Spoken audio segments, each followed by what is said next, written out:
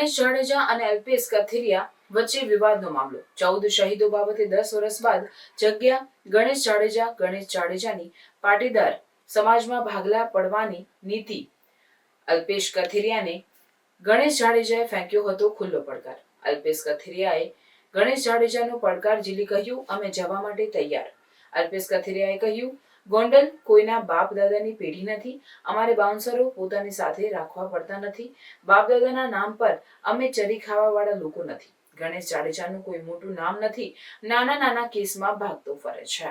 ગઈકાલે મીડિયાના માધ્યમથી જાણવા મળ્યું કે ગોંડલમાં એક સભા મળી હતી ને ત્યાં ગણેશ દ્વારા જે પ્રહારો થયા છે કે સુરત શહેરમાં વિનુભાઈ સિંગાળાની પ્રતિમા જે ગોંડલમાં સ્થાપિત કરવાના હેતુસર મીટિંગ મળી હતી ને ત્યાર પછી એને પ્રશ્ન ઉભો થયો છે।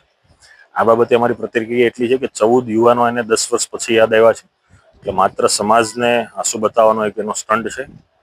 જેમણે વાત કરી છે કે ગોંડલમાં આવીને બતાવે તો આવનારા દિવસમાં ગોંડલમાં મજબૂતાઈથી જશું, એની જેમ 5-10 બોડીગાર્ડ વગર જઈશું અને જ્યાં એના સ્થળ છે, એની બેઠકો છે, જ્યાં પણ સભા કરે છે ત્યાં જ જશું અને મજબૂતાઈથી અમે સમાજની વાતો કરીશું।